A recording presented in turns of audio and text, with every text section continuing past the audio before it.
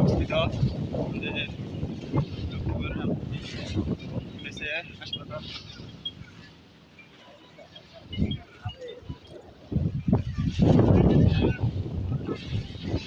Complex হাসপাতালে আমার ভাই যে রামগতি মেঘনা নদী দিয়ে অনেক বিশাল বেড়ি পার হয়েছে, অনেক বিশাল।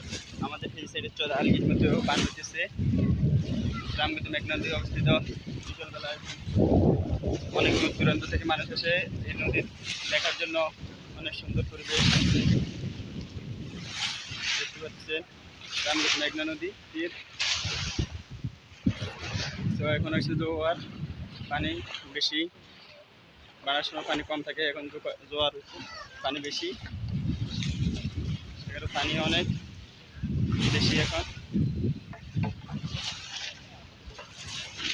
রামগতি মেঘনা নদী, সবাই লাইক কমেন্ট শেয়ার করুন।